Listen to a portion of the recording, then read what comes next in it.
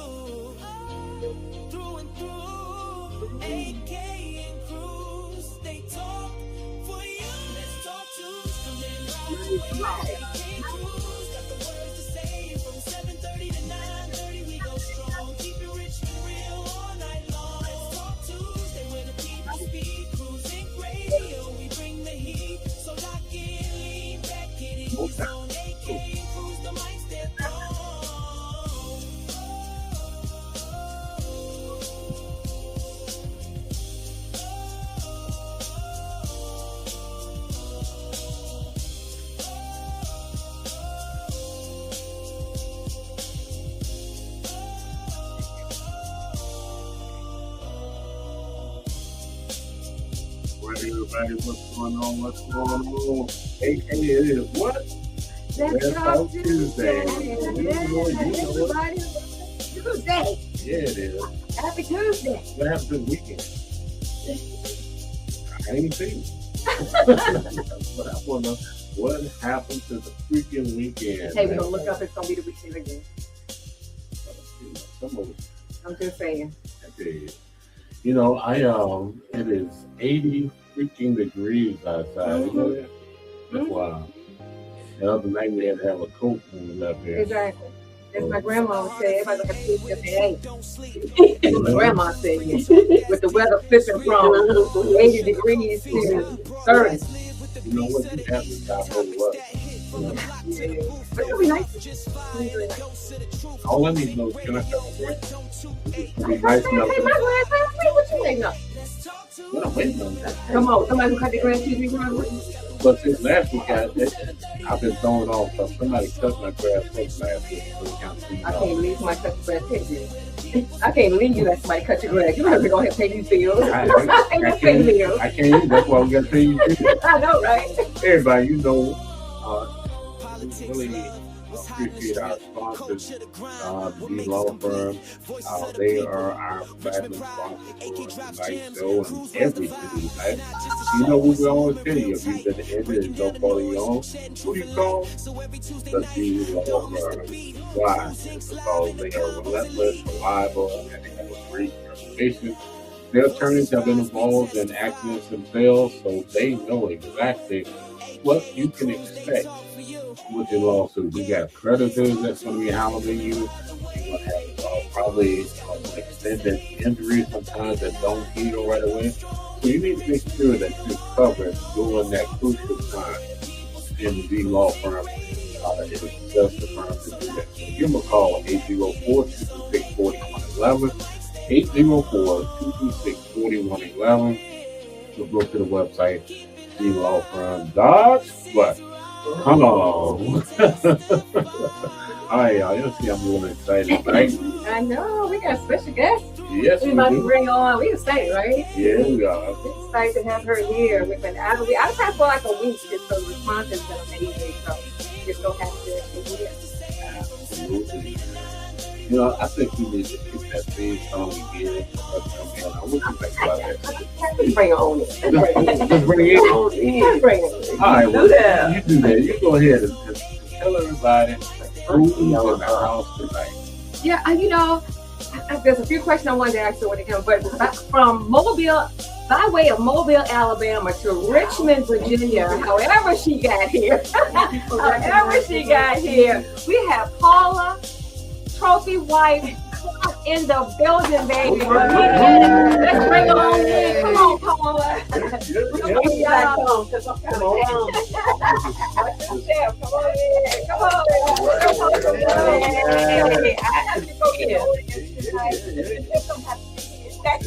Thank you.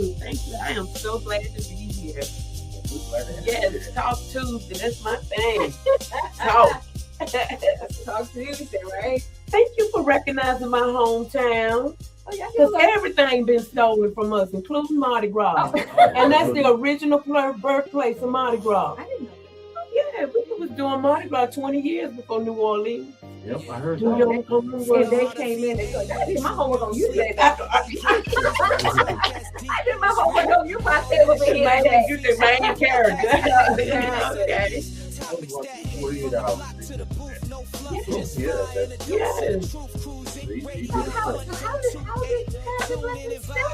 They snatched it because when they discovered New Orleans, it was a much bigger city. It's 3 times as big as Mobile. With all their streets downtown New Orleans are named after the streets in Mobile. Yeah. New Orleans, your Mobile, they you know, stuff like Man, because our parades are much better. To be honest with you, we down home, okay? It's very colorful, okay? And so we don't just throw beads and drink alcohol and get drunk and, pardon my language, piss in the street, okay? We throw everything the Dollar Tree sells. We throw phone chargers, toilet paper, garbage bags, big screen TVs, smartphones, miniature bottles of liquor. Oh yeah. I'm serious and I'm not exaggerating. Oh my God. Yes. that. It's stuff that you can use and you actually need. Yeah, look at that. That's amazing. So let's start with this. How did you make it to Richmond from Mobile, Alabama? What brought you to Richmond? Girl, it's a long story. I'm gonna give you a short version. Okay. My sister, my baby sister, who I wanted to come on the show with me, she was in the military. She did 20 years in the Marines, and she traveled everywhere. And so my parents held her responsible for me, because she was more mature. Okay. Yeah. She was more mature than me, and they held her literally held her responsible for me. So I followed her around. She ended up coming to Newport News, Virginia, and she was stationed in Newport News for a little while, and I ended up separating from my husband and coming to live with her. Because I'm the knee baby in the family. It's 10 of us. We count the outside children too. Okay, all right. Everybody, we count everybody. That must be a thing going on. It's a muddier thing. It's a must be a thing. Yeah. So let me ask you this: when you're doing comedy in Mobile, did you start? Just in the house with the family. Okay. Yeah. I didn't get discovered until I left Alabama. And you were here. Yeah, I was in Virginia. Okay. But I had been doing it all my life, like at school, you know, in the family. I grew up watching variety shows. I was listening at Wanda Sykes. She was on the Breakfast Club, and we grew up the same way, watching Flip Wilson, Carol Burnett, you know what I'm saying? And all those different skits and stuff like that. So I knew that I was going to be funny because I made my family laugh first. Okay. They the hardest critics. They'll tell you, you ain't funny, sit your you know, will hurt your feelings. But when I can consistently make them laugh, I know. Yeah. So in school, did you entertain? Oh yeah, I entertained, cut people, pull knives out on them, got suspended. Oh, I was a riot. I was a riot in school.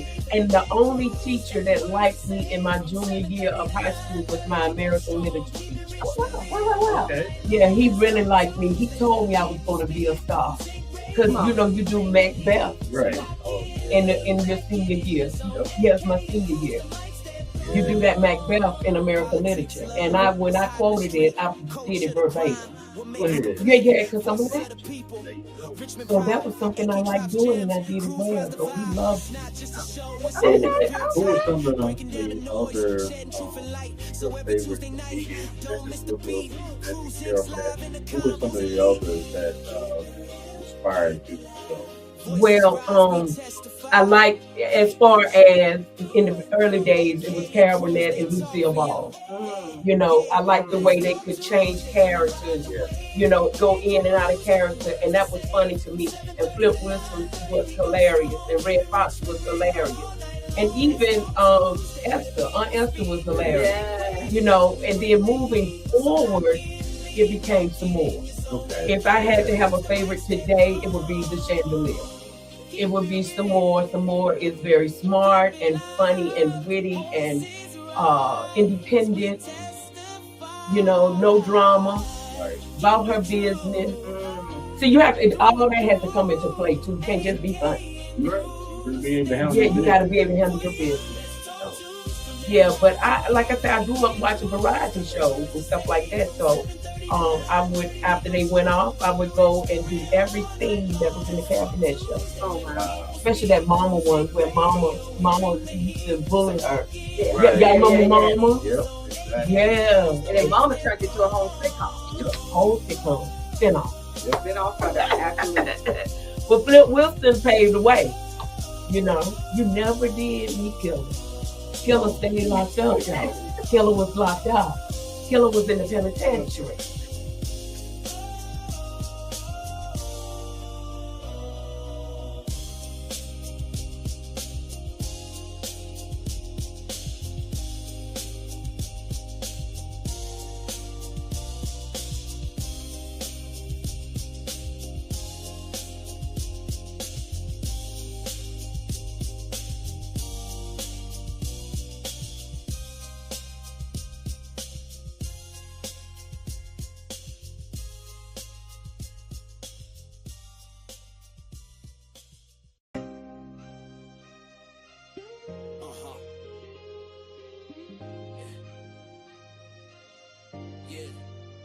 From the heart of VA where the truth don't sleep. AK and Cruz bringing talk that's deep. It's real, raw, no sugarcoat feast. Broadcast live with the beast of the east. Topics that hit from the block to the booth. No fluff, just fire and a dose of the truth. Cruising, radio 1.28. Tune in and vibe, don't be late. Let's talk Tuesday, come and ride the wave. AK and Cruz got the words to say. From 7:30 to 9:30 we go strong. Keep it Richmond real all night long. Let's talk Tuesday where the people speak. Cruising radio, we bring the heat. So lock in, lean back, get in your zone. AK and Cruz, the mic step on. Politics, love, what's hot in the street. Culture, the grind, what makes us complete. Voices of the people, Richmond pride. AK drops gems, Cruz rise the vibe. It's not just a show, it's a movement real tight. Breaking down the noise, shedding truth and light. So every Tuesday night, don't miss the beat. Cruz Inc.'s live in the convos elite. Keep it real, keep it live. Voices rise, we testify. Keep it true, through and through. AK and Cruz, they talk for you. Yeah, let's talk Tuesday, come and ride the wave. AK and Cruz got the words to say. From 7:30 to 9:30 we go strong. Keep it Richmond real all night long. Let's talk Tuesday where the people speak. Cruising radio, we bring the heat. So lock in, lean back, get in your zone. AK and Cruz, the mic stay strong. Keep it real, keep it live. Voices rise, we testify.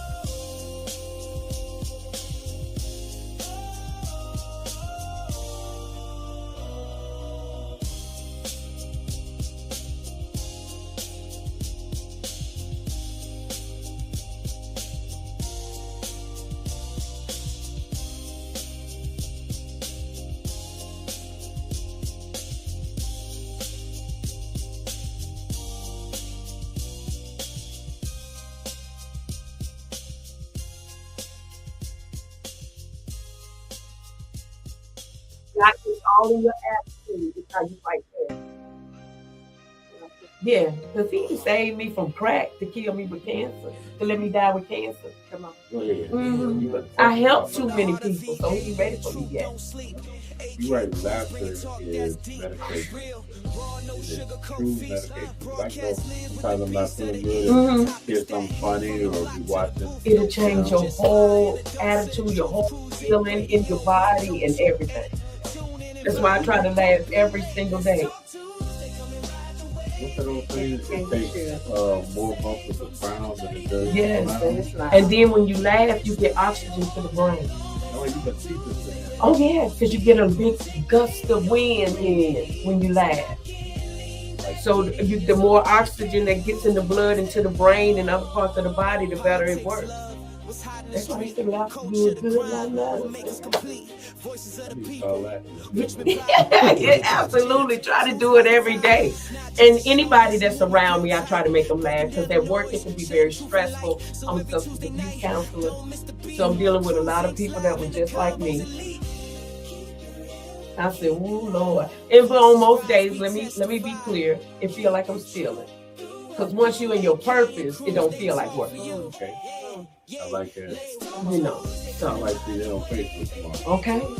It don't feel like work, so you know, and and most of my material is not about my patients, it's about me. God has turned my pain into laughter. Mm-hmm. Yeah, you gotta do something with it. That's why I told you, don't even worry about what to talk about. Talk about whatever you want to talk about, because I'm transparent. I use my platform to bring hope to other people, whether they struggling with addiction or whether they struggle with cancer. Mm-hmm. Well, do you think that, comedians that they, bad crowd specifically for the political thing, you have to be politically correct. You can't say that. You can't say that. You know. The lawsuits, the this, the that, the third. Right. How is that changed, or has it changed? It's changed tremendously, and it pisses me off because I wish Bernie Mac was still alive. Bernie Mac tell him. Yeah. What? I wish Bernie Mac was alive in this day and time where they talk about you can't say what you want to say. He still do. And the way Drewski lost, they say he lost the contract with T-Mobile because he did a skit, something they've been doing on Saturday Night Live forever. Right. Saturday Night Live has emulated and mocked so many presidents, and come on now. And now all of a sudden it's a crime. Well, we got that orange person up there. Making them feel like they special. Yeah. Say anything about him, he calling the FBI and all his buddies. I'm like, come on, dude. You the first one talking about freedom of speech, but then again, you want to stifle everybody else. Everybody else that not saying things about you and the weird family. Well, I didn't say that, did I? You heard it right here live on Talk Tuesday.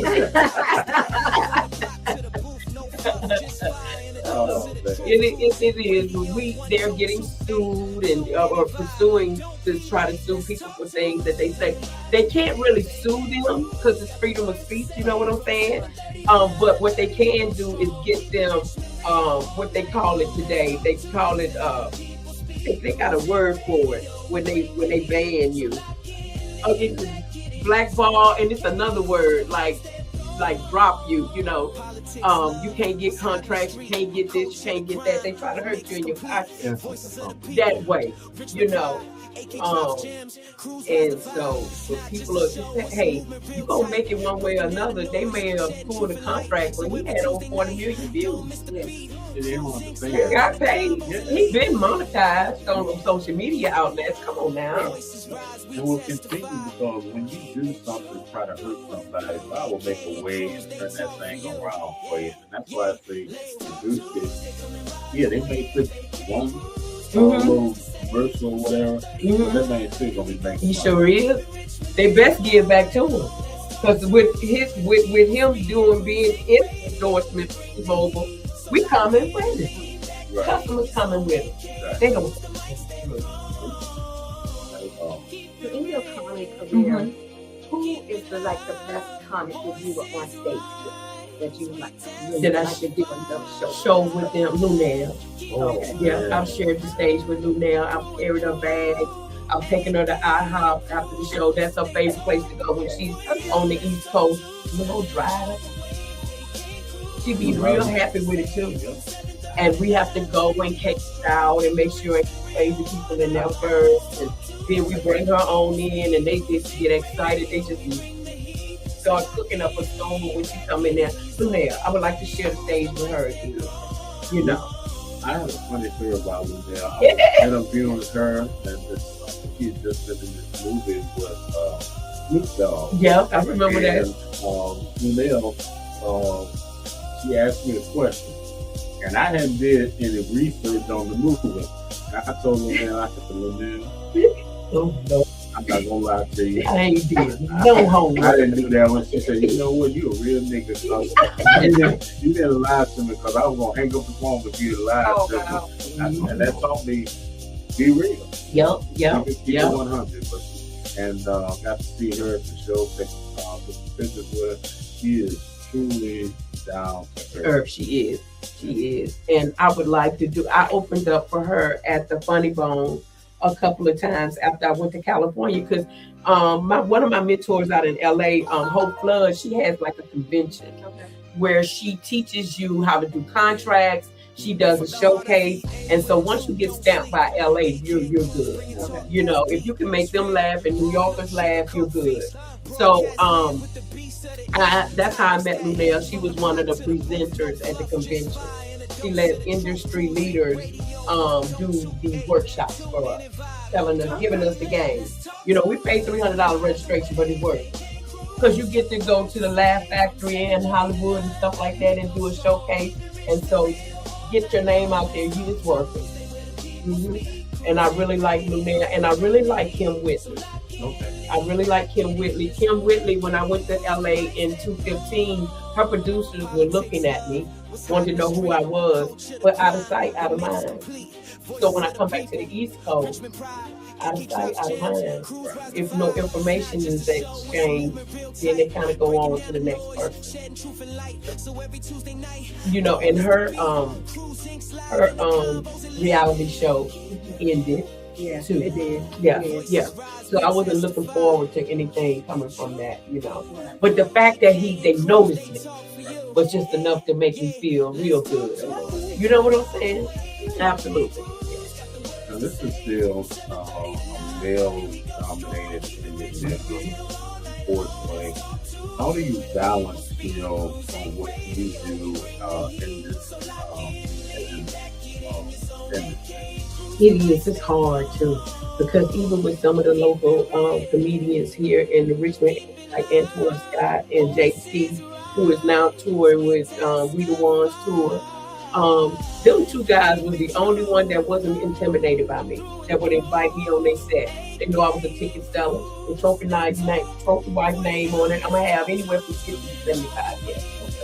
So y'all already know it, in the 804 or the 757. I've lived in both areas, so I got a fan base in both areas. And so, but it is very competitive, and it seems like it's trying to move in on the females. That's why when I had my birthday show, I knew Apple Brown Betty, she's funny, she's from here, and Gina Too Funny G. They did my birthday show with me. I wanted all females. Yeah, and because we stick together, because they stick together. And I have been a bunch of comedian males, and I was the only female, and I could feel the inspiration, coming from them. Because I'm a Pisces, we feel everything. Right. In case you ain't gonna look it up. We feel everything. They say sensitive, but what we feel is when the atmosphere switch. That's what we're sensitive to. When you switch up. Okay. When you switch up, we can feel it right away. Because we the mother of all signs. We feel everything. Yeah.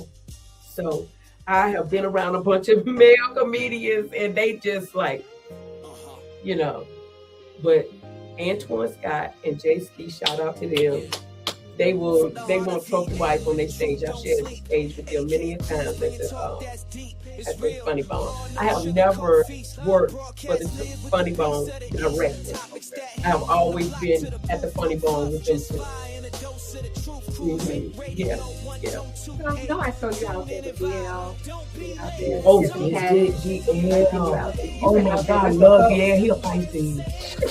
He'll fight these male. But he got the sexiest ankles. He ain't got no ankles. You know, he got real slim ankles with veins running up him. I just always thought that was sexy. Because DL like to wear his shoes, and it don't matter how cold it is, he don't have no socks on. Because he's from LA, they don't wear socks, you know. And I said, he's my friend for life. But he's really down to earth. I met him through Nikki Moore out of DC. And he's very down to earth. That's my GED partner, because I didn't graduate from high school either. I'm the president of the GED section of my high school. You know what I'm saying? And that's what GL always say about himself. Everybody in the house got a degree but me, and I'm the only one working. Hello. So yeah, I love Hughley, and I met him, and I've been in the green room with him, and I've listened to a lot of his experience he has in this industry, and I mentally write that stuff down, and I follow suit. Yeah. 1,000. Yeah. Yeah. He be all up to date. He do. He just call it what it is and keep it rolling. He call it right out. I love it. And he's funny with it. And you laughing and he's teaching you something in the same moment. And Tiffany, I met Tiffany through Nikki Moore. I opened up for her at Laughs at Layla in DC. And I opened up for her at the J. Anthony Brown J Spot in California. J. Anthony Brown had the only black comedy club in the city, in California. And that's where I met Tiffany Haddish at. We did a showcase there, and she was the host. And that's how I met her. Now she's very down to earth too, but you get too many drinks. Now you got to be like, but she's a good girl. She's a good girl. She's not a funny acting, office type celebrity. You know what I'm saying? Because when she was introduced to us, she didn't know us from Adam. We weren't nobody. We weren't even we're not even C-list. For real in the industry. You know, if you ain't going from coast to coast, you ain't even C-list. And she treated us as if we were important. You know, she was very down to earth. She was very, very down to earth. She's been through a lot. Yeah, they give her a hard time. Yeah. You know. And she ain't just started going through stuff as a comedian. She went through stuff as a child and survived it. So she built tough. She poured tough. Hello. They keep flaunting around Girls Trip 2 movie. And you can't hardly believe what you see. They act like they're gonna bring another movie out, you never see it. It's nothing. You know, and I'm hoping they would do that again, because that was really a good movie. And the way it ended, it could easily bring another one behind it. But Tiffany's very down to earth. She has good support. Yeah, she has good support in the LA area. She had to cut some people off. You got to know when to cut them. You got to know when to cut them. Yeah. And so, you know, she's very good friends with that guy that got the podcast Hollywood Access. What's his name? Light-skinned guy that was on Love and Hip Hop. He has a podcast.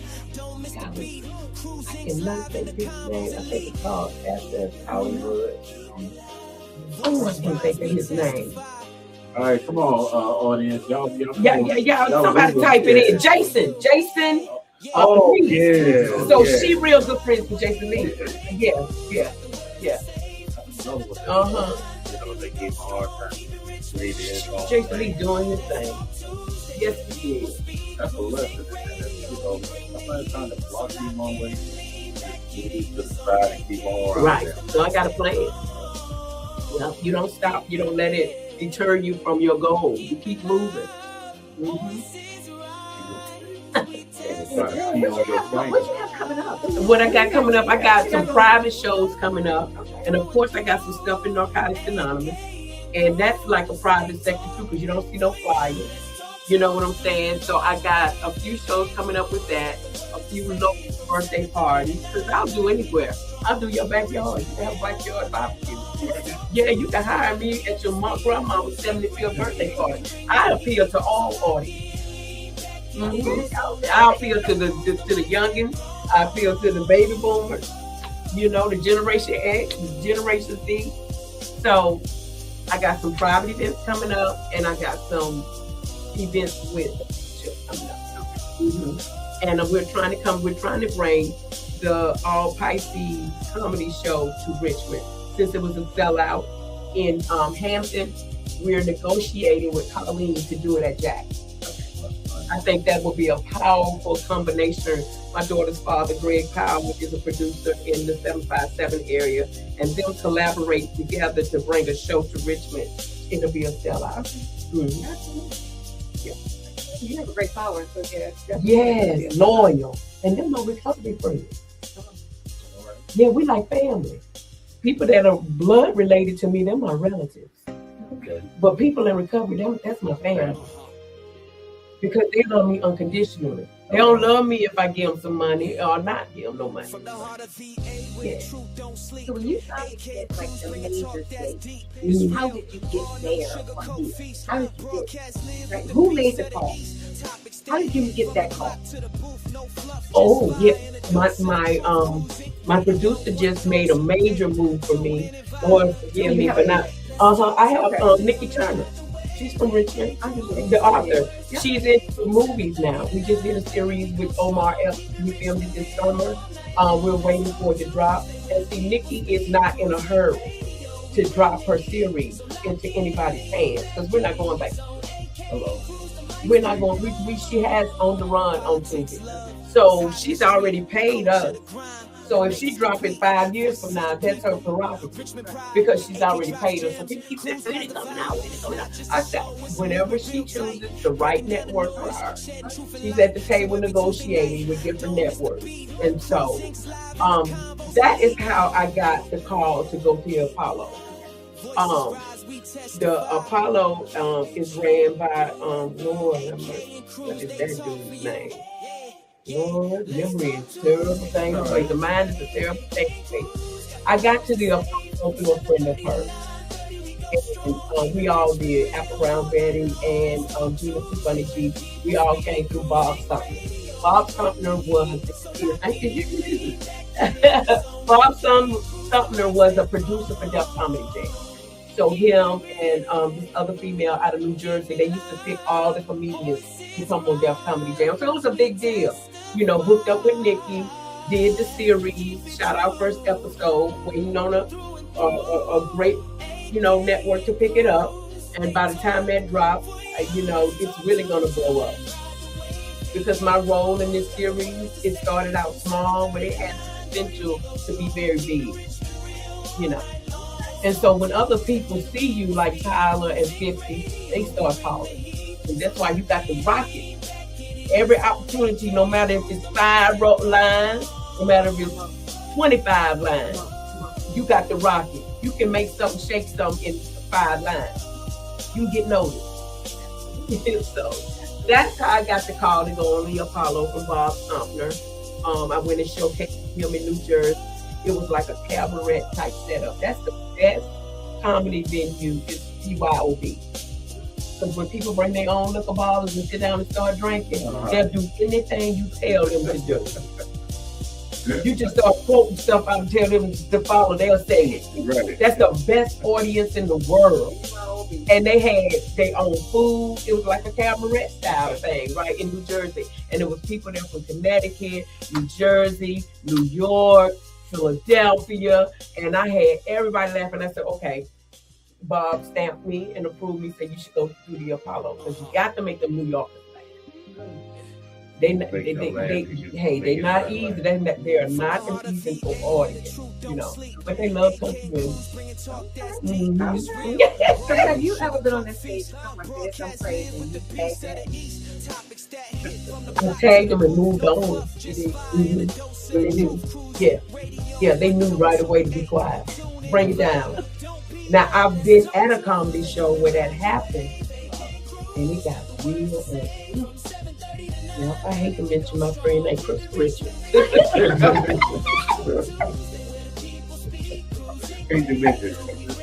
And hurry up and call today, call the make night. Man, we was at a show one night and she said something to this lady, and man, it got really ugly. She was getting ready to come up on the stage. All the people that was with her was getting ready to come up on the stage. So what that taught me is not to go back and forth. And please don't come down hard on nobody. I just turned the tables and start back talking about me. Don't feed it. It won't grow. If you weren't in the picture, you wouldn't be frank. You see what I'm saying? So I kind of switch it back around and start talking about me to get that, because that can go left real fast. And this particular lady that was in the audience, her face was burned. That's what made it even worse. She had been in a fire, and her face was disfigured and burned. Come on now. Oh, wow. Come on now. And guess who was the headliner that night? What's the one from Africa? Michael Black. What the hell going on here? Oh my God, he was like, just ghetto shit. He got just ghetto shit. I knew when I had to cross the railroad track, I was in the ghetto. It was just where it was. It was over there off Burnham before they turned it into a mall over there, before it became Walmart and all of that. It was over there in the little building. Yeah, it was. It was in that little. Man, it was dark, fucking, it was so hard to see. Hey man, that was fast. We know you're a Quincy actor. Okay, yeah, no disrespect, but it was in your place, sir. No disrespect. But it was packed out. We had sold it out. We had sold it out and everything. Michael Black was in there, you know. And boy, Michael Black, get some shit. He's getting ready to fight. Motherfuckers. His last name is White, and he always a comedian. I was watching on IG. And he said something to a dude. And security had to take him off there because he's controversial. Yeah, I think I know who you're talking about. White, Charleston White. Yeah, Charleston White. Charleston White, real hood. Yeah, but smart. Is it smart? Yeah, you gotta listen to him. Okay, you got to listen to him. All I know is he's smart. He's smart, but he got man. He just say anything. He say anything. He out of Texas. He say anything. Yeah, but he making moves. He's making major moves. He did a lot of juvenile time. He did juvie life. You know, when you start going to juvie at the age of 12, he did it all the way up until 18 years old, 21 years old. So they call that juvie life. And then he did a little time in prison too. And then he all of a sudden stopped getting in trouble and realized how amazing and funny he was. Right. Yeah. Oh, he came to a club in Hampton. He did really well on stand up. He do stand up really well. Yeah. He can hold a conversation. But he's controversial. Someone said something about Albie Shore. Yeah, I would clap and leave that alone. Why did they say I didn't hit me where I said, but you shouldn't have met. I think they're good together. That girl went and visited that boy when he was in that coma. She sat at his bedside the whole time praying for him. And guess what she is? A Pisces. Yeah. She did. And she did it so smooth. Yeah, she's smooth with it. She did that. I love the way she'll stay nice and slow for you. I don't give a fuck what y'all say about me. I really don't. Because y'all don't pay my damn bills or nothing. I love her. I love them together. Mm-hmm. As a couple.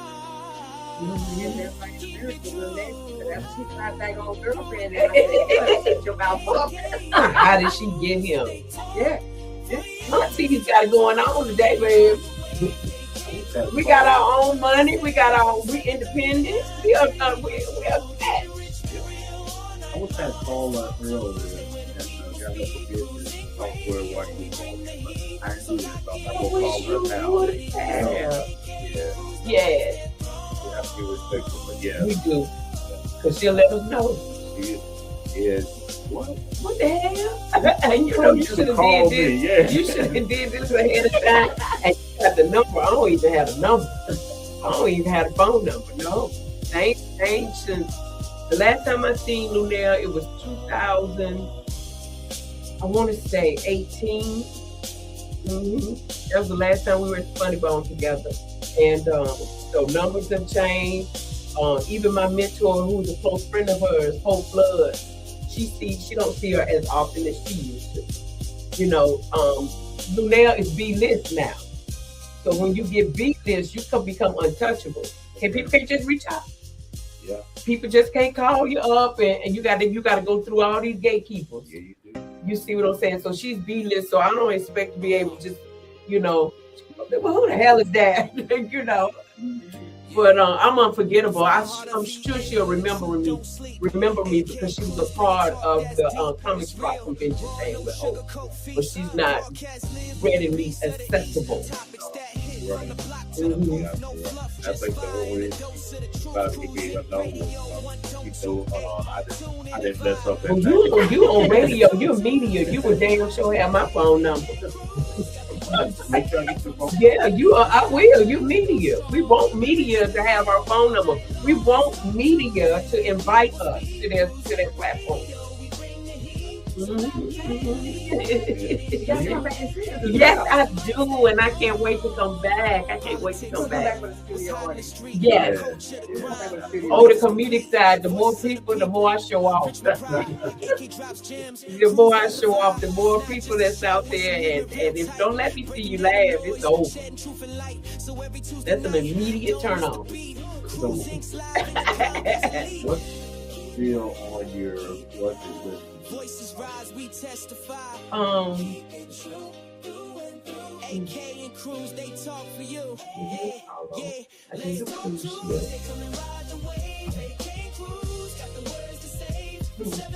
I want to do an arena, like my friend JC out of Richmond here. I want to do a arena, because an arena can hold 10,000 people, and if 3,000 or 7,000 laugh, that's still thunder. Right. You see what I'm saying? You ain't gonna get everybody, but if you can get most of them, I want to feel that. You see what I'm saying? I felt a crowd of 300, 200, but to feel a crowd of that magnitude, that's a bucket list thing for me. I want to do an arena. A friend of mine, Ashima Franklin, has shared the stage with Kat. She got to tour with Kat for a while, so we're from the same hometown in Mobile, and she got that experience. And when she told me about it, just like I could actually feel it when she was saying, you know, that's a bucket list thing for me, to get on a tour where I can do an arena. What about radio? I love radio. Yeah, because I listen to the Breakfast Club every morning. You learn stuff. I'm a student, always, forever, never, amen. If you're not a student, if you're the smartest one in your circle, you're in trouble. Yeah. Everybody in your life will need to be able to teach you something. Yeah. That's why I like radio. Ask our audience if they have a question. Anybody got a question? Don't be shy. I got a question. Okay. So when you're doing comedy, as you're doing comedy, and things look like it's slowed up, what keeps you going? What continues to drive you to want to do comedy and to just keep going and giving it your all? When you say when things get slow, like the bookings get slow or something like that, what drives me to keep doing? Because I'm a talker and I talk every day on my job. I present and facilitate psychosocial groups, teaching people about the disease of addiction. I'm talking all the time. I don't even like, a lot of my bookings are word of mouth. If I really went at it hard, I wouldn't be able to work my job. I'm not quite ready to come off my job. I'm preparing myself to come off my job. So when things slow up for me, because you got to remember, I'm taking care of my health too. I go to Atlanta once a month for my treatment, and I take chemotherapy orally. So I have to get my rest and things of that nature. But I just take that time to build, take that time to write some more jokes, take that time to reflect and take care of myself, because the book is coming.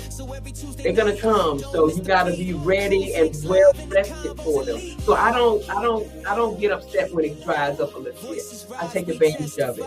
Okay, and that's leading to my next question.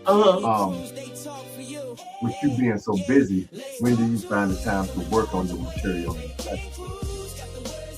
Any conversation I have, it could be at work, it could be at a funeral, it could be at the repast of the funeral, it could be at church.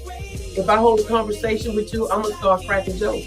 That's how, that's why I don't do open mic. A lot of people invite you to an open mic. No, I'm not doing an open mic because first of all, that's free, okay? And I can just hold a conversation and have an open mic. That's how I get my practice, just regular conversations with any and everybody. Because you gotta understand, I have a gift of a third eye. That enables me to find laughter in everything. Even my dead mother, she's not exempt from my jokes. The third eye is the ability to find something funny even in a tragic situation. So, most of my conversation is my practice ground. And I try my jokes out on my friends and my colleagues at work, my co-workers, my recovery friends, my family members. I constantly try it out. And when they laugh, I know that's a star beside that one. It's interesting to see that about timing and comedy and everything. But that's how my brother and I see transition as it here in May, and when I feel that he's getting ready to kind of, we both go to our homes. Mm-hmm. And I said, man, we probably the only two Negroes in the country that ever got beat with a Hot Wheel track.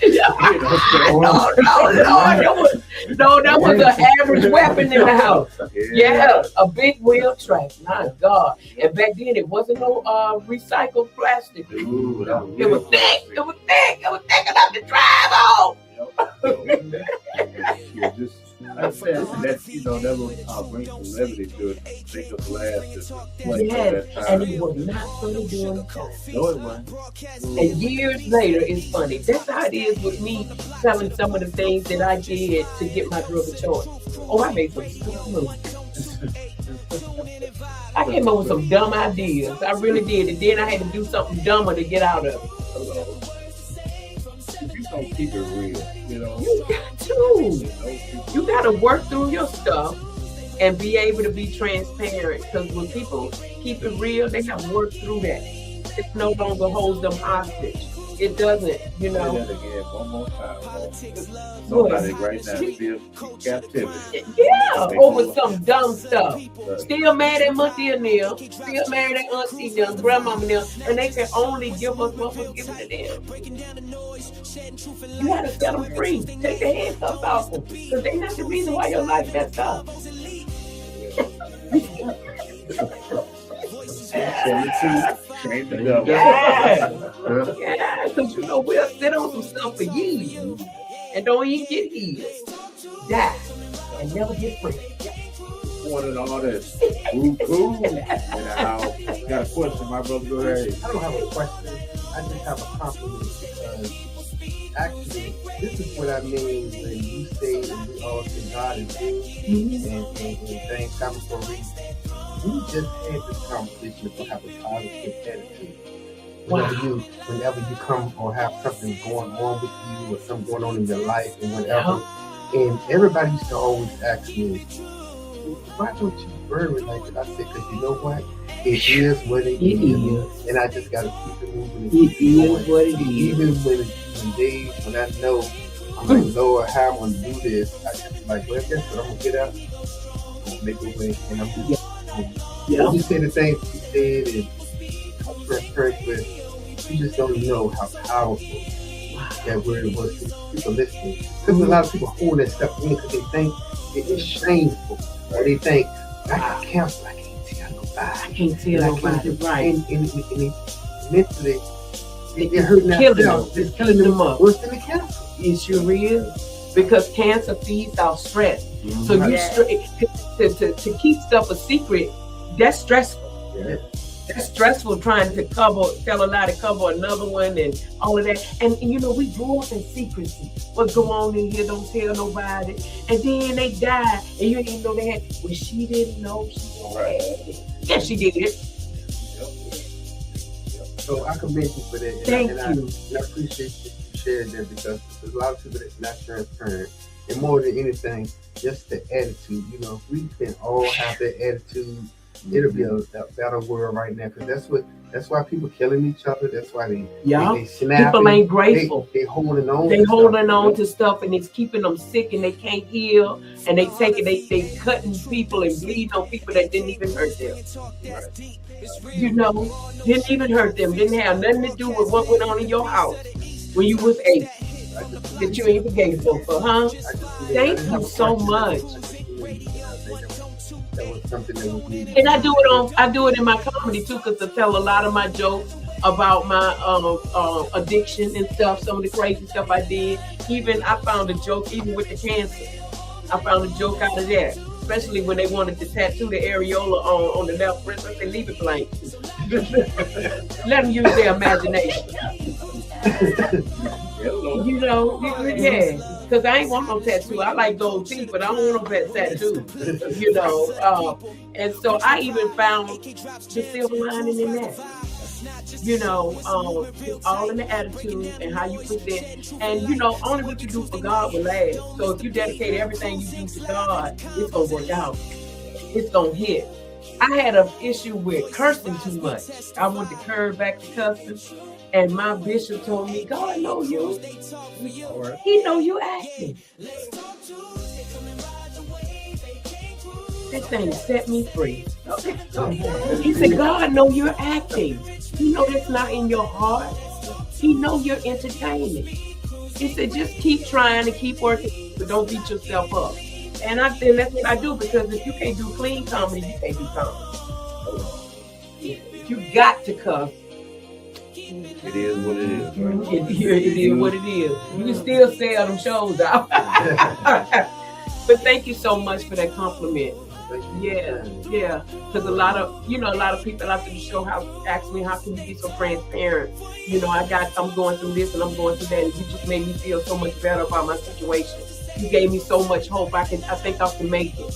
You know, so I get that a lot too after the show. Mm-hmm. You know, you're right. It's therapeutic for other people. So when I started sharing about my journey with prostate cancer back in 2011, and the doctor said, okay, this is what it is. Okay, well, we got this next. Let's go, man. Let's go. And then back in December, I had what is called reoccurrence of prostate cancer.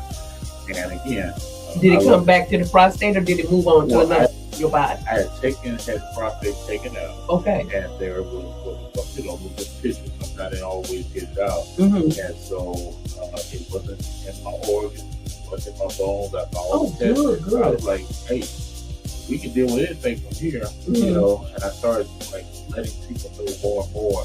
So we got to make sure that we have these examinations. All of them now, they don't. A lot of times, I don't want nobody sticking that in my behind. No, they got blood tests. Come on now. Yeah, they got other ways of doing it now. We getting better with that. You better go let somebody do something. Now, what I did not know, and I found out from my urologist, is that women have a prostate. And the women need to have the prostate checked. Wow, I didn't know we had a prostate. You know, child. I know it feels good when they come do that little thing. They do that little thing they do with their tongue. I know. I get stimulated. Quickly. So women, y'all get off. But you know what? I got a friend in the Northern Virginia area that I worked with. He had double breast cancer. And he tried to reach out to all these men who have experienced breast cancer, and nobody wanted to do a support group. They said it's a women's disease. It's shameful to say that I had to have my breast removed. Richard Roundtree, yeah, one of the toughest Negroes it is, you know, and it that he had breast cancer. You know, so again, the body is an amazing thing. You know, where we all come from that original creation of God. So certain things are going to be cross-gender at times. Right. The key is, you know, be ashamed of it. I was like, I'm telling people that because it could save somebody else. You can save somebody else's life because everything we go through ain't directly for us. Right. God uses that to help other people. He uses our situation. He gives the hardest test to the strongest soldiers. So he already knows we're capable of dealing with it. And then we help thousands in return. You know, you're going to use your platform. Oh, yeah. Absolutely. And, that's the drug addiction, the cancer, all of that. Like people, yeah. Because even with the trophy wife, the name, how I came up with that, I grew up in the 60s, right? In the 70s, and I grew up watching white women stunt on white men. Get fur coats, pearls, flowers. You know, they can have a big fight, and the doorbell rings, she got flowers in hand. Then they with her meat on, picking her husband up from a business trip. I said, I would be a trophy wife. Like that. And then it got deeper as I realized Jacqueline J. T.D. Jakes wrote a book called Trophy. And she said a trophy is awarded to a person that went through a battle. And has scars and has remnants of that. She's been through a battle. And that's what a trophy woman is. So I took the combination of both. Right. And not to mention all my baby daddies are rich. They are. You know, yeah. Because my dear, they don't dance with them if you choose. And I took that literally. I think I was the only daughter out of 7 daughters that literally took that literally. Yeah. Don't dance with them. You know, don't even hold no conversation. Look down. And that determines whether this conversation is going any further. It don't matter if he got sneakers on now. Don't get it twisted. It's the type of shoe. Is it in good condition? Same thing with a car. If he roll up on you on the light trying to holler, it don't matter what kind of car he driving. Do he got good tires? All right, y'all learning something about that. My dad said, look down at his tires. Don't look at the make of the model of the vehicle. You know what I'm saying? It's the tires. And it means a lot of sense. Look at the tires first. Yeah. Come on now, because you know we got a lot of antique cars and older model cars that are in good condition, so that makes sense to me. Hit your boobs. So yeah, but that's how the trophy wife came. Watching the I wasn't the average child. The only 2 cartoons I liked was the Jetsons and the Flintstones. Because one was prehistoric and one was futuristic. You know, the flat screen TV, the watch, the Apple Watch, they had all that. They had air traffic. You know, the Jetsons had all that. Come on now. They put a little pill, they took a little pill, they were full. They ain't even have to cook. What? And drink some water. And I like the Flintstones because they was running around on their feet and they looked all Stone Age. You know, I wasn't the average type. And if I wasn't watching that, it was the Rat Pack 007, you know, stuff like that. Frank Sinatra and Dean Martin and all them. Because they look slick to me. And I always had a pinky ring on and a suit. Come on now. Come on with me. Damon hang out with him. I ain't do Sammy because he like white men. Sammy didn't make too many stuff, you know. But the Rat Pack, I used to like to watch like regular stuff. I was grown before my time. That's what my dad said. You grown, you way ahead of your time. So yeah, that trophy wife thing came from me watching TV and watching white women manipulate, prey upon, and stunt on rich white men. Y'all heard that? You heard that. You heard it first right here on Talk Tuesdays. I'm dead serious about that. And I followed that pattern. Even my mama giving me that little advice. You know, she used to tell me, be careful who you lay down with. You can get pregnant. And you mix them 2 genes. And you come out with a waterhead baby. Now they don't call it waterhead baby no more. You can't retarded visa. It's special needs. You know, their DNA field. I couldn't believe they used to say stuff like that. They did. So I would investigate the family, where they went to school and all that stuff. You know. So yeah. You know, we met years ago. I don't know how many years ago we met. It's been a long time because we met through a mutual friend, didn't we? Don't call that name on my show. No. On this show, I know where I'm at. I know the background music. The background music. You know, you was always cool with me, though. I know. But you had class. I know. I ain't gonna let no classy girl get by me, and I don't make friends with her. Smart, classy. She my type of host. I remember sitting in the lobby up here on this side, and we had a conversation. We had a long conversation. Yeah, I don't know where we were going. You say, stop coming in without a mask on. Yeah, it was a lot of people. It was during the pandemic. I don't know what nobody. Yeah, what nobody. Yeah, I don't know what they did. Yes, I didn't know your immune system wasn't, up to part at the time. So yeah, they used to fuss at me about being masked up when I came up here because it was a hot day. You heard it right here on Talk Tuesday from Paula Trophy-Wife Clarke.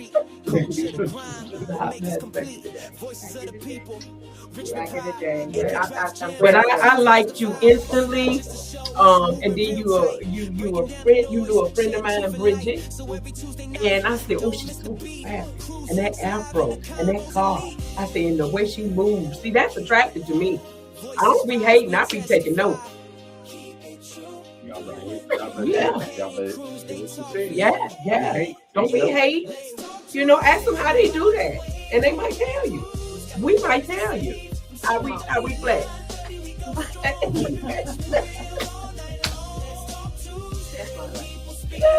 You were transparent then. Nothing has changed from the time I met you to today.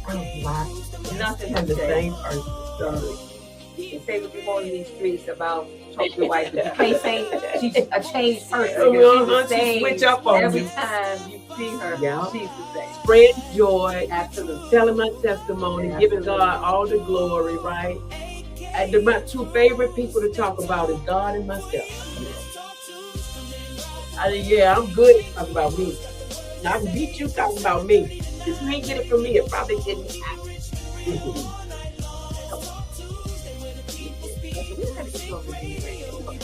Okay, absolutely. We're gonna have to do something. We're going a whole show together. Let's do a show. Yeah, and because we were looking for another venue because the conversation is taking place with this other producer. I already know called today. I don't know why I'm probably gonna be straight down. The conversation has to take place with his colleagues. So that's not written in stone, but we can do it all over the city. It's enough money for everybody. It is. Yes. Absolutely. Because it's a lot of talented comedians out there, and I have first-hand relationships with them, and so my name still kicks. Because I'm one of them people, I'll get out there, I sold crack, so I like selling stuff. I sold other stuff too, but I'm not going to say it on this platform. But I like selling stuff. So me and Jay Skeet used to compete with who could sell the most tickets in Richmond. He'd be on the West End, talking about, I got these tickets. I was like, you don't sell more than me. And we would like compete with each other in selling tickets. If you give me a hard copy of a ticket, look, my friends can say, I ain't got no money. I say, girl, cash out me later. You ain't gonna walk away without me. I don't care if you ain't got no money right now. Take this ticket and pay me later. When you get them ticket, don't let me talk about they ain't got no money. They'll cash out you that money. When they get it, they gotta go back and find them. No, you don't. These your fans. These people you keep in contact with. These people that know I'll get on social media and talk about it and drag. You hear that, friend? You know, Trump White will get on here and drag you. You don't give me my little $15, $25, $30. I know one thing. They don't want that smoke. We're not going to leave this show tonight because I have got to ask you a question. I'm kind of going off the topic a little bit because I want your opinion. Because Lucy said something earlier that I'm going to tap on. Okay. We talk about potential booths on this show a lot. A lot. What do you think about a potential boo and having more than one potential boo? You're not sleeping with these guys, you're just dating. What is your opinion on I think you should have as many to attract, especially if you're not sleeping with them. Yeah. You have as many issues. Girl, I have a 41-year-old and a 78-year-old. The 41-year-old treated me like madam. Rubbed my feet, opened the door, and everything. And he was fine. Boom, bam, fresh out of penitentiary. And the 78-year-old was the pastor. Full VA benefits. I hope he ain't listening. If I lose him tonight. Yeah. And especially if you ain't got to have sex. Come on, have fun, live a little. You know, I took pictures of me and a 41-year-old. Them girls was hating and everything. Come on, oh, look at your wife. She know he do go for her. Have as many as you can. Yes, as many. Because I can be in a relationship without being physical. I don't want to mess up my pH balance anyway. I work hard on getting my stuff to smell flowery and stuff. And smell like fruit. You know, I don't like that. You know, you gotta come up with me. I don't like that pH balance getting knocked off. I don't like that. Knock my stuff off. But you don't mix chemically with people a lot of. You know what I'm saying? Just so I can skip the sex all day for real. But yeah, that pH balance thing is something, baby. Yeah. Well, you heard it here in the Trophy-Wife on the potential booze. On the potential booze. Yeah, they're happy now. Yeah. Because, you know, look, you were talking about some dragging. These guys can be dragging me. They think I'm crazy about this potential booze question. I'm with you. As many you can talk to. Girl, I'm on FaceTime dating. Can I get the wine? I'm on Facebook dating. It's not that we drag it, because you got to, it's like the women drag the men crowd. They always feel like they Okay. So I told her, what's the but y'all are hidden. She said without sex. But they assume that we always have sex. Why can't we still not have sex? That's what it is. So we already said that's not what we're doing. And I said we have done that too. He's like, I have dedicated my body to the Lord. Okay, and you got to go through the Lord to get to me. Yeah, because my body is in a healing process. So I can't be open up like 7-Eleven. You know what I'm saying? Knocking the pH balance off and all that, messing up my test scans and CT scans and all that kind of stuff. You're not going to bring all that, whatever you're working with over here. Relax. And besides, I ain't gonna say that. That's too X-rated for this show. This is Talk Tuesday, but I'm getting ready to let y'all have some real valuable information. Yeah. They don't. Okay. You about to say some things to make them think about it on Thursday. Yes, honey. But yeah, as many as you that be hitting. I have them all, and they be all ages. Right, talking to me because.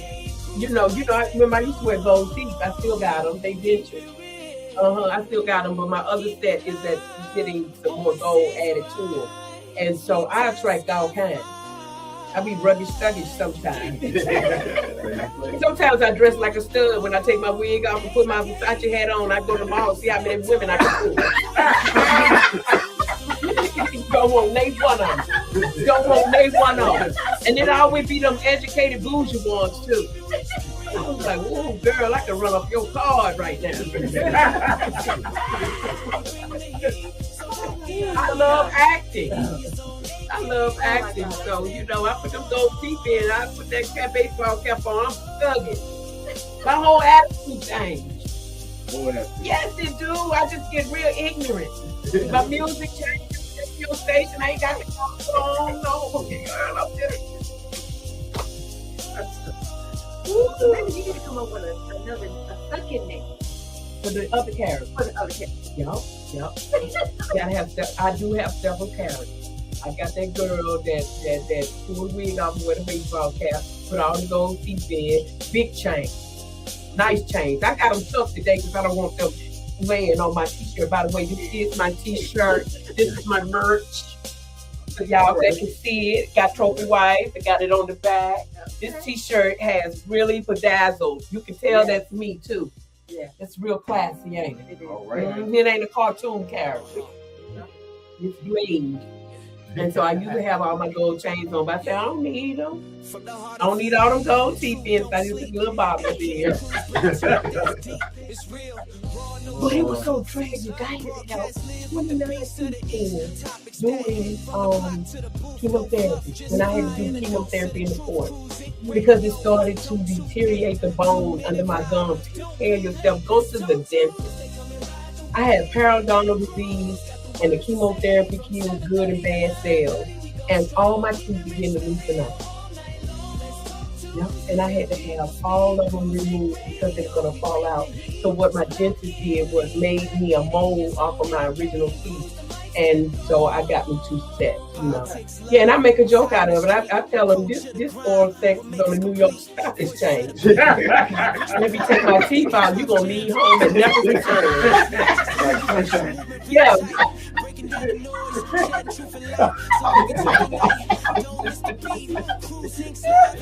I'm sorry, Pastor. First Lady, I'm sorry, y'all, because I got a lot of members of the church on my, because I am a church mother, too. You know, I'm sorry. But you told me God already knew I'm asking. You already know it.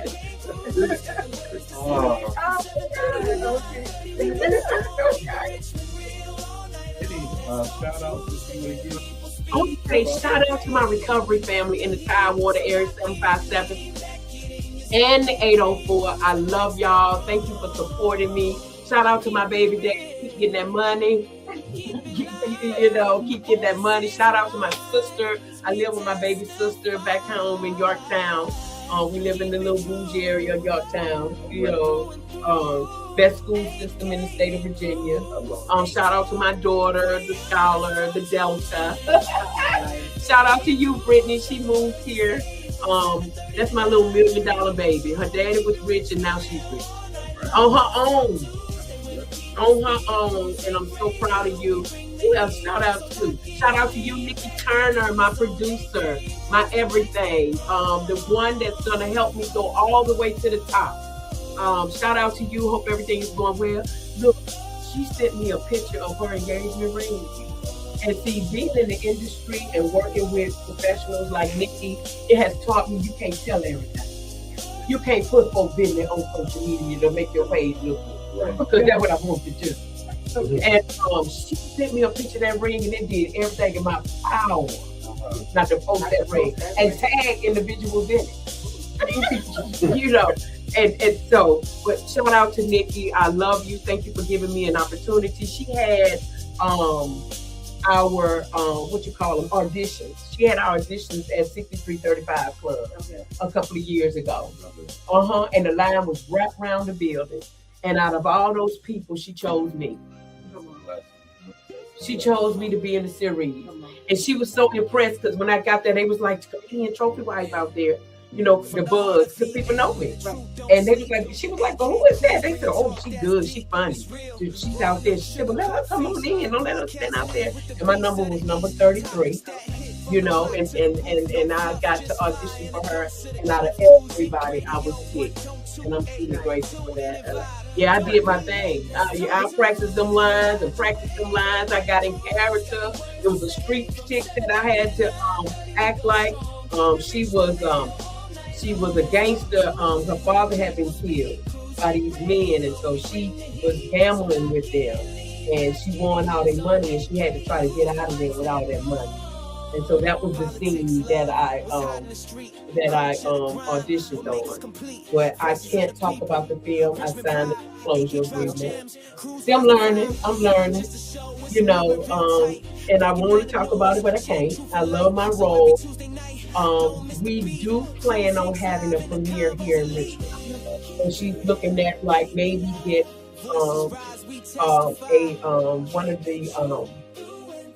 one of the music. Let's talk Tuesday, come and ride the wave. AK and Cruz got the words to say. From 7:30 to 9:30, we go strong. Keeping Richmond real all night long. Let's talk Tuesday, where the people speak. Cruising radio, we bring the heat. So lock in, lean back, get in your zone. AK and Cruz, the mic stay strong. Keep it real, keep it loud. Voices rise, we testify. Keep it true, through and through. AK and Cruz, they talk for you. Let's talk Tuesday and ride the wave. AK and Cruz got the words to say. From 7:30 to 9:30, we go strong. Keep it Richmond real all night long. Let's talk Tuesday, where the people speak. Cruising radio, we bring the heat. So lock in, lean back, get in your zone. AK and Cruz, the mic stay strong.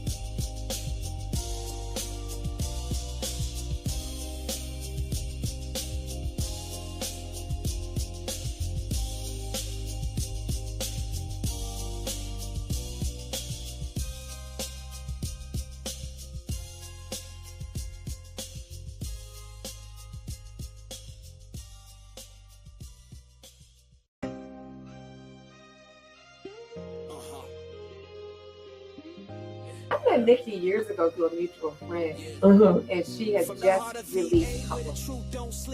AK and Cruz bringing talk that's deep. It's real. Hold it up. I met her too. You know, She has taught relationship for about going on 3 years, okay. a little over 2 years, and in that small amount of time, I have earned her trust. Well, because I like to talk. Yeah, she taught me how to keep my mouth closed. You don't share everything, right? So she's like, you got to learn that in this industry. I'm feeling gone. Next thing you know, you're looking at it. You're looking at it and saying, that's my idea. Yeah. All right.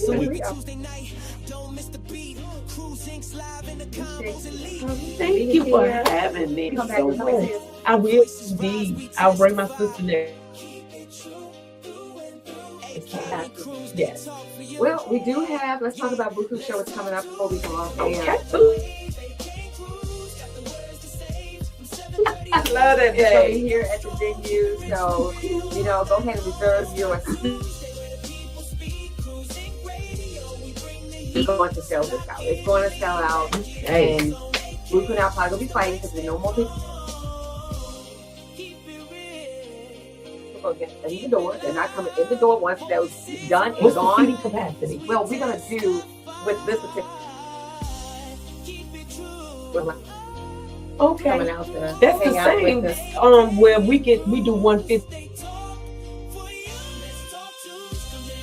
at the Rhythm Room. Okay. Okay. That's a nice crowd. Yeah, I can really do about 180. If you But I don't can't want to do pack it out like that.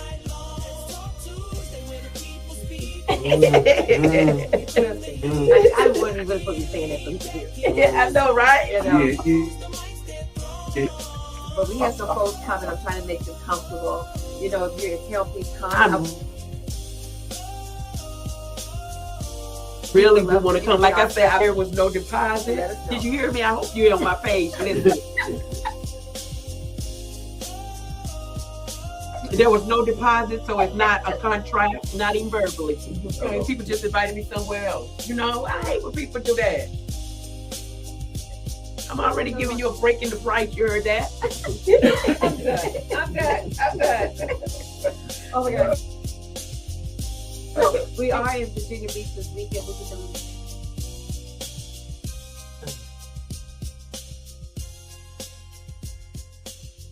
at poolside. Yeah, on the side. Yes. Oh my God. This black owner is.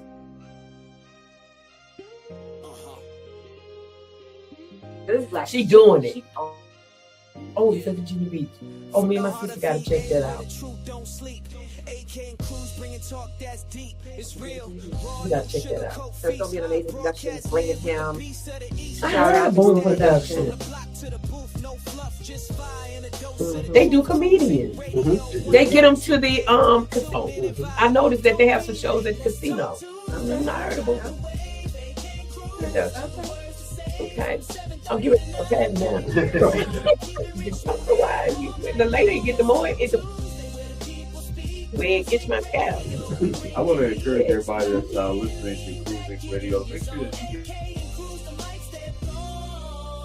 politics, love, what's hot in the street, culture, the grind, what makes us complete, voices of the station. That's Mike Flynn Harris and It's not just a show, it's a movement real tight, breaking down the noise, sharing truth and light. So every Tuesday night, don't miss the beat. Cruising, slide in the combos and lead. Voices rise, we testify. years. Cruz, they talk for you. Yeah, let's talk to Coach, not saying that you do. So, a whole movement. Whole movement. So, Yes.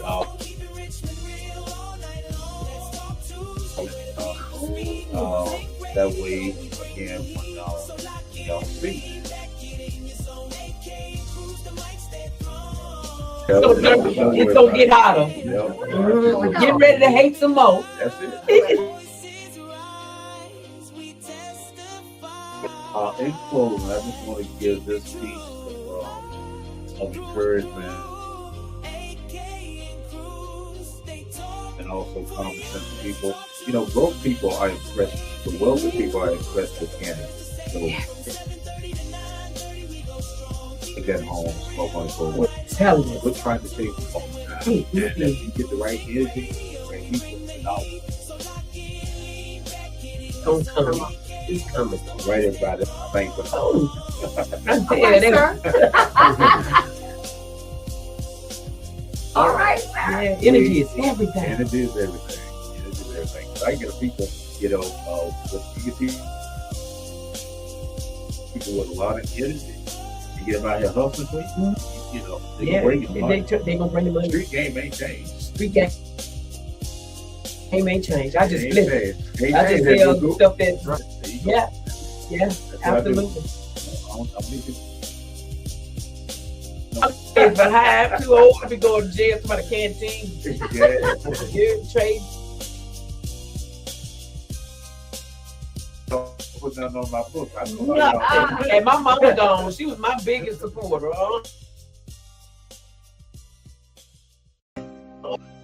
Only one that would care for that. Right. Yeah. Well, y'all have a great audience for being here, our special guest tonight. We're going to see you guys on next week. Again, whatever comes from the heart, reaches the heart. That's what I'm about to